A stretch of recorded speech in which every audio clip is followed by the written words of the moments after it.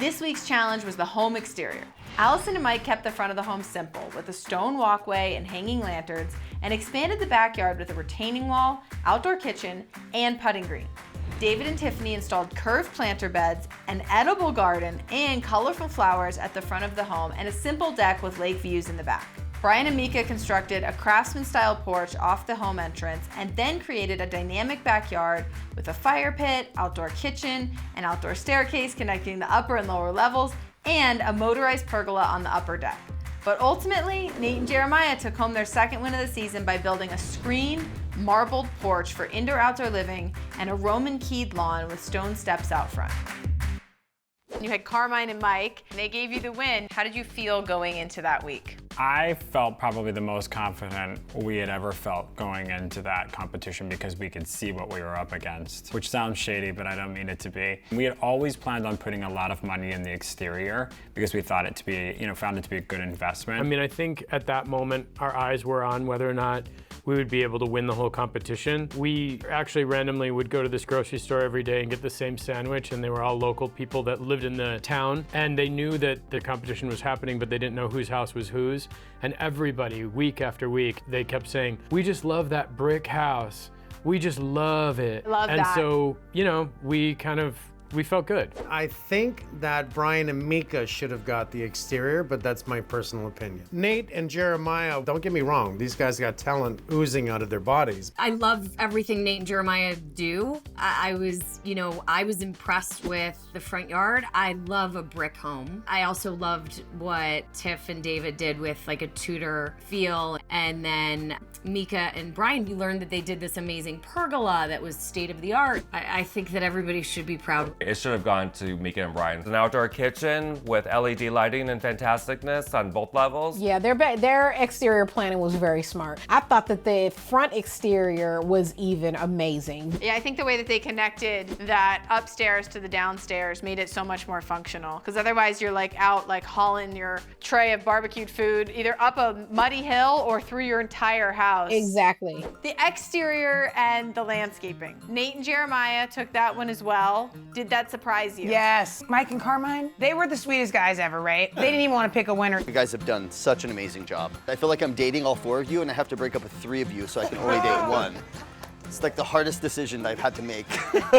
and they message us right afterwards on Instagram and they're like, guys, I hope we can still be friends. We really did like your space. I'm like, dude, we're not worried about that because we're gonna win the whole thing anyway. So you thought you were gonna win. I was shocked. So why did we lose? Why do you think we lost? I'm gonna tell you why we lost. Let me tell you why we lost. So it was just supposed to be exterior judging, but it was raining that day, and rather than walking the judges around the house to go from the front exterior to the back exterior, they walked them through the houses. As soon as I saw them do that, I said, we're done. We're not gonna win this. They walked through Nate and Jeremiah's, they saw the whole house. That's beautiful. You guys had some crazy weather though. For us, Florida's kind of consistent. We don't have a lot of change in temperature and it's predictable. We don't even really have hills in Florida. And I mean, the hill that we had to walk from the trailers up to the house. It was a workout. Every day I was like, why are my calves sore today? That hill, so I got my workout. And Georgia was so crazy because it was like 35 degrees in the morning and then like 75 in the afternoon.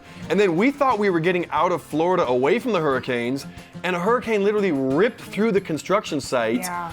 Which it was bizarre, the challenges and the obstacles that we had, but man, you just got to make it work. By the way, can we just talk about the bugs in Georgia for 1 second? So gross. I've never in my life. First of all, what's a palmetto bug? You're from Virginia. Did you have those? No. It's a cockroach. No, it's not, babe. It's like a water roach or something. It's a different thing. I don't even know what it is. Nope. But like the mosquitoes were the size of cats. The flies were the size of small household dogs. Palmetto bugs looked like our son's shoes walking around the house. I was like, I gotta get out of here. Nate's not meant for nature. I loved the actual land of Georgia. I thought it was beautiful. I did too. I love the topography, it's gorgeous, but I like either the beach or not the beach. I think nature should be viewed through glass in that environment, or at least screen. No.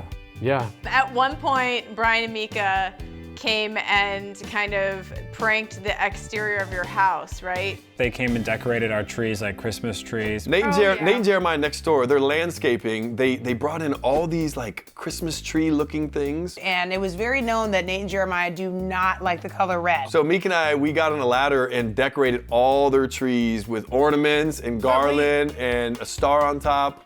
We know how much they love the color red, so all the holiday decorations were in red. You're welcome, guys. Just keep an eye out. I'll make sure they sneak up on us. Oh my God, I feel like we're breaking the law. All right, let's go. All of a sudden, she's saying, they're coming, they're coming, they're coming. Whoa. Whoa! Mika, the first thing she says, she doesn't say, Brian, are you okay? No, I knew you were okay because you were laughing. That's karma. Oh, I did say that. After I knew you were alive.